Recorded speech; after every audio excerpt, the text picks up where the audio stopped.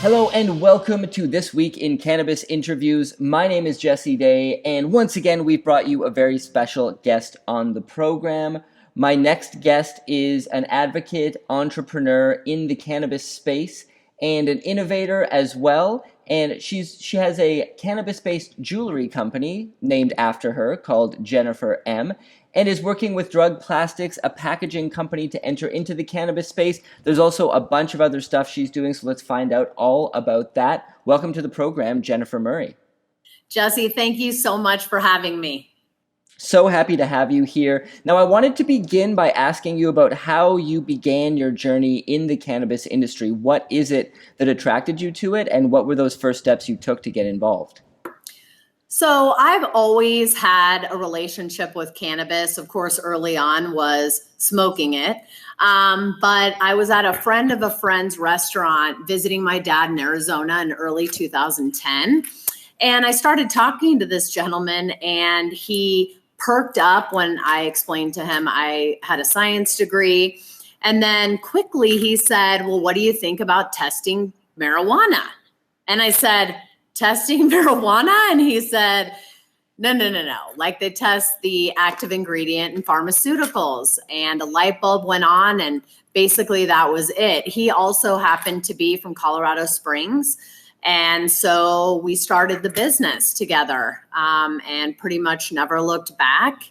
So that was in 2010, April.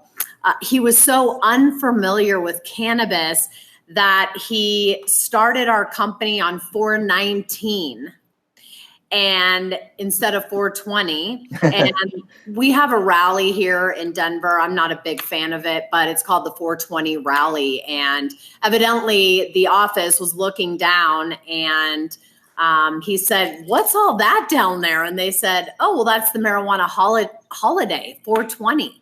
And we all laughed about that. But yeah, he was very unfamiliar with cannabis. And I was very unfamiliar, of course, about, the science, the health benefits, etc.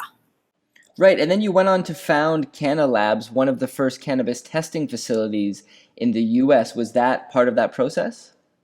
Yes, Kamme Labs was one of the first analytical testing labs in the country, woman owned. I'm very proud of that. And of course, this was pre-regulation.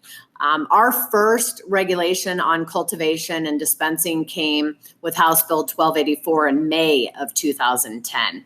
So it was scary. I actually called DORA, the Department of Regulated Agencies, and she scared me. She said it's absolutely illegal and I do not recommend it. Wow. So I kind of stepped back a little, but I knew in my heart that this is what I needed to do.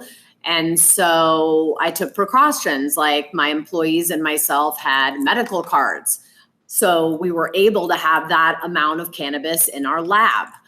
And then it took a few years to get the regulation in, of course. We ended prohibition in 2012.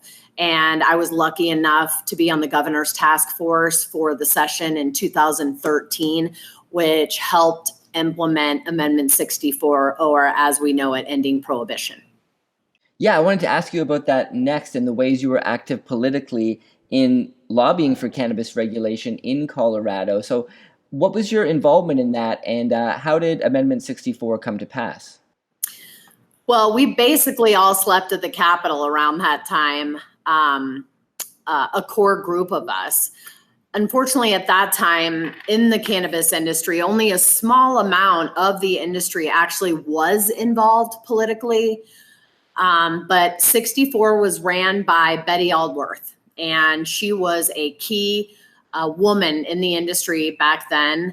And so basically with her leadership and everything, we did everything we could to educate the public, which came with posting on social media, LinkedIn, emails, whatever you could do to start educating people about cannabis and why they should vote for it. But, a lot of people didn't even know that medical marijuana has been legal in Colorado since 2000.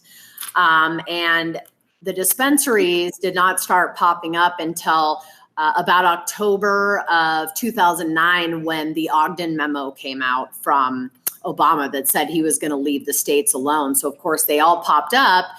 And then the state of Colorado was like, oh my God, what are we going to do? We have no regulation on this. So that's when they had their emergency session, the beginning of 2013.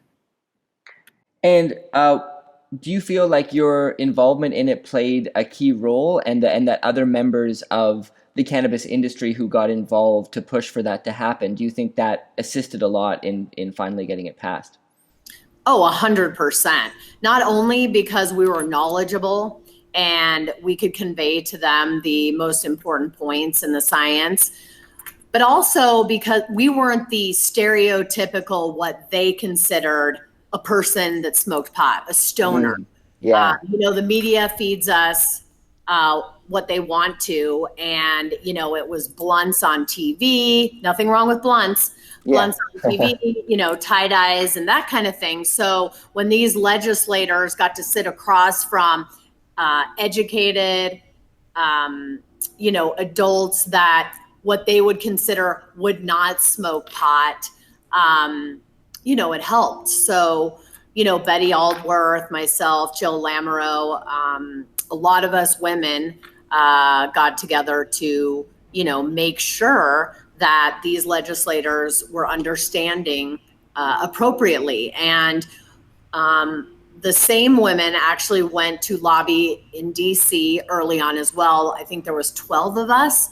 And that made a huge impact. Of course, back then, you could only get into several offices or very few offices because people were scared. They didn't want, as politics is, they didn't want to lean one way or the other. So fortunately, I've got to go to DC, I think every year but one since then. And it is amazing, the progression. The last time I went was in May with the group Attach, the association, the American Trade Association for Cannabis and Hemp. There were 60 of us, and we had several congressmen speak to us on both sides, which you did not see in the early days. That's amazing. It sounds like a lot of progress was made. So here in Canada, obviously we had nationwide legalization, but our restrictions on marketing and promotion are really, really severe over here. I think more so than in many areas of the US in terms of the packaging that's allowed to be used. It's very, very strict. It basically has to look like, there has to be a radioactive symbol on it. You can't have any imagery relating to certain lifestyle elements. You can't have any person or animal depicted on the packaging, etc. Yeah. So what do you think about those restrictions, and how do they kind of compare to what's going on in, say, Colorado? Do those sort of restrictions exist there, or is it more lax in terms of those things? Well, there definitely is some restrictions. What happens is early in the journey for a country or a state, I believe that they go extreme one way. It's happened in almost every state. And I agree, we do need to protect children. We do need to make sure that people understand what is in the package.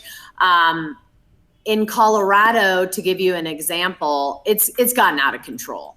We're creating so much waste through packaging because, what started out as a little hash container now has to go in a box, to fit all of the items that they want to see on a label. And it's gone overboard.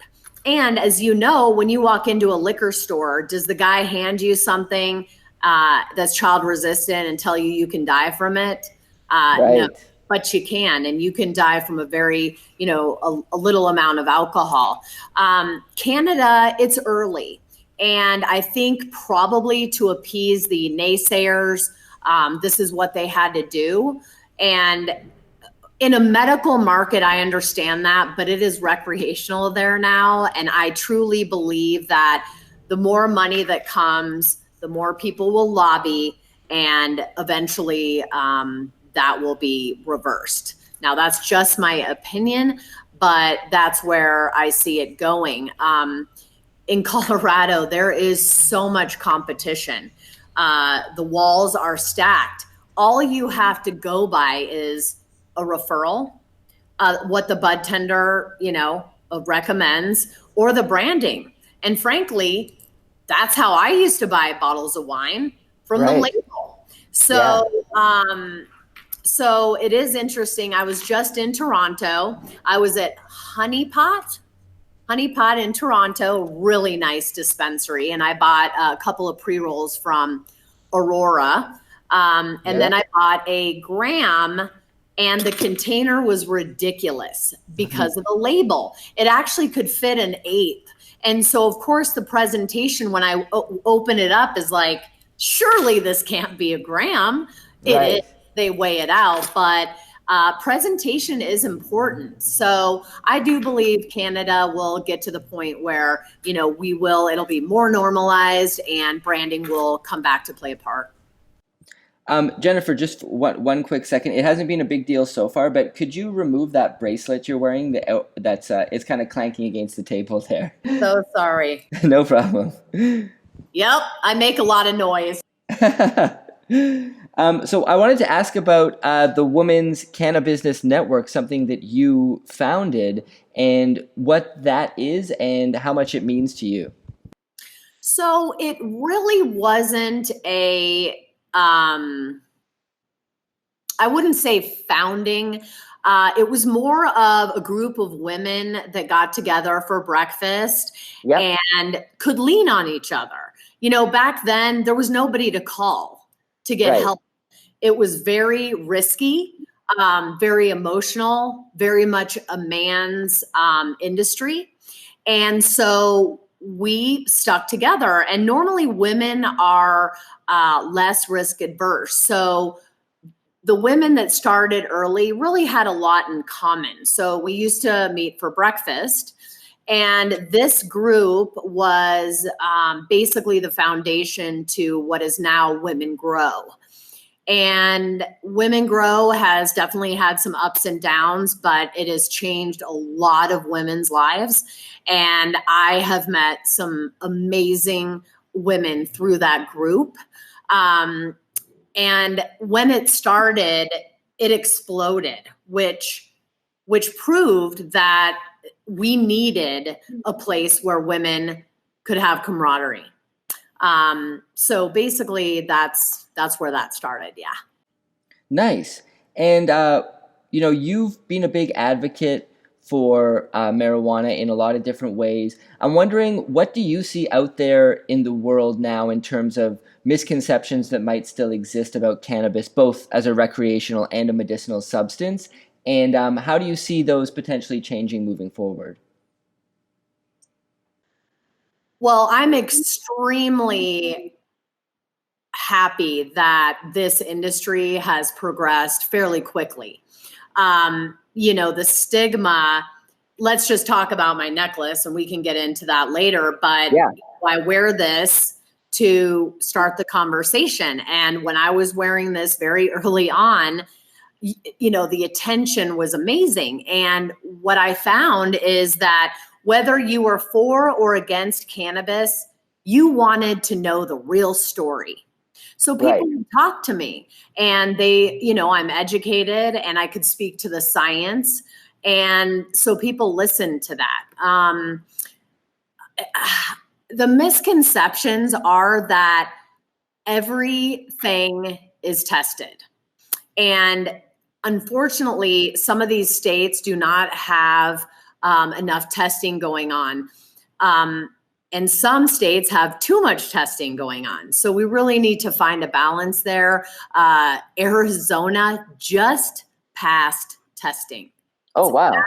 Yeah, absolutely ridiculous. So, of course, none of the labs had to be certified, yada, yada. It was circa 2010 here in Colorado. Right. So, we have a lot to figure out there, and that's just going to take time. But I can't really think of any more things about the misconceptions. Of course, we can talk about the vape crisis right now. And, that goes back to, you assume everything's tested.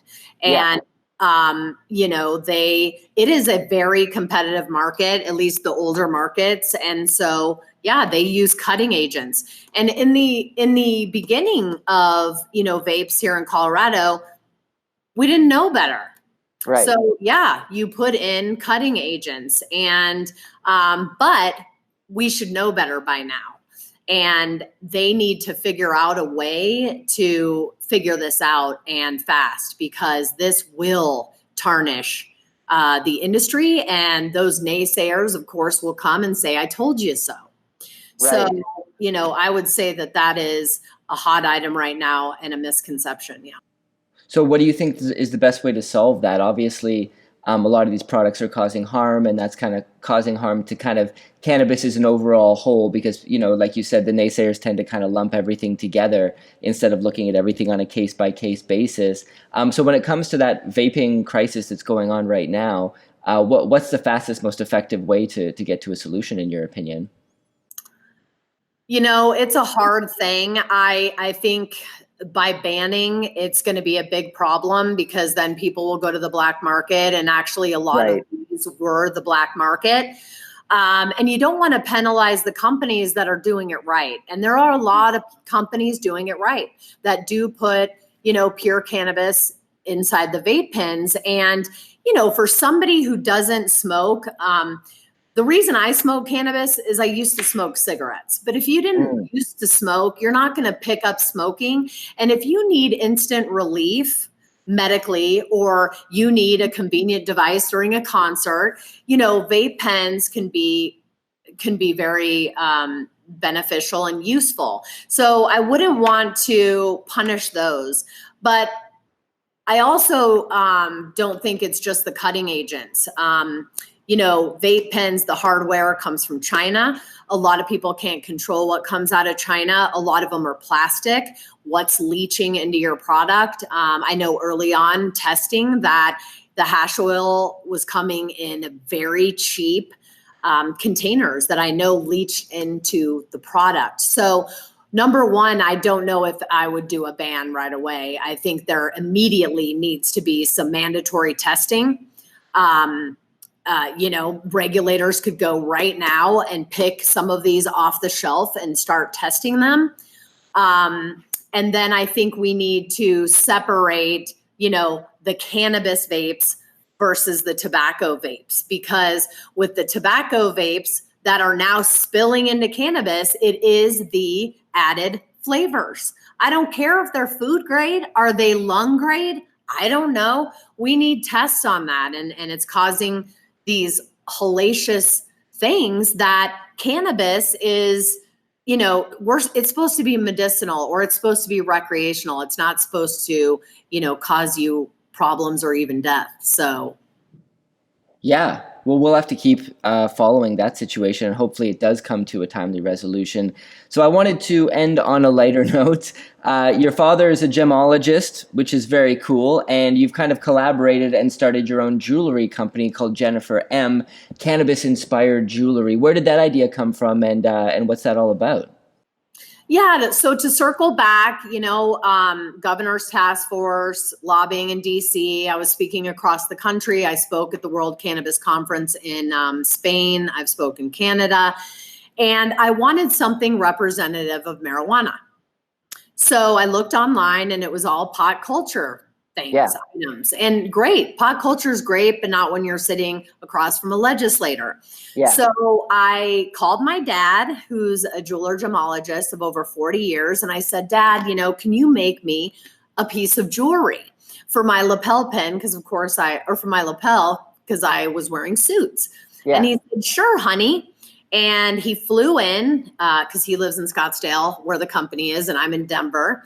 And he took me to my favorite steakhouse, Shanahan's. And he presented to me this 2.5 carat diamond pave indica leaf, which I've never worn diamonds. My jaw hit the ground, and I said, Dad, what am I going to do with that? And he said, you're going to wear it proudly. And I've changed minds. I'll never forget a couple on the plane. This was pre-rec Oregon, and they were from Oregon. And after the flight, they said, "Wow, Jen, we learned so much from you. I wish we spoke to you before the vote, and we would have voted yes." So it's things like that. It's to start the conversation, to end the stigma, and to end prohibition so patients have access to this medicine if they so choose. That's an amazing story. So where can people find your jewelry? Is there somewhere online that they can find it? Yeah, it's GeniferM.com. My name is spelled differently. It's GeniferM.com. We're also on Instagram at Genifer M Jewelry, or Genifer M _jewelry, and also on Facebook as well. And I was lucky enough to be on the most expensivest, which is on Vice TV. It's Two Chains, and he travels around and has, $10,000 hamburgers. Yeah, I've seen that. They reached out to us, not this last January, but the January before, and they were going to do a 420 show. So yes, I got interviewed by Two Chains, and you can also find that on our website or on YouTube, typing in Two Chains and Genifer M. And please smoke one and take a look at it, because it is hilarious. Okay, great. Well, everything you've just mentioned, we're going to be linking in the description below, so people can just click over and check that all out. So thank you so much for being on the program, Genifer. It was awesome to hear all of your knowledge about the cannabis industry. Great. Thanks so much, Jesse. I really appreciate it, and keep spreading the good word of cannabis. Thank you so much. And thank you, dear viewer, for joining us today on This Week in Cannabis. We would love to hear from you. Please drop your comments below about what you thought about this episode, what you'd like to see in the future. And until next time, I'm Jesse Day with This Week in Cannabis.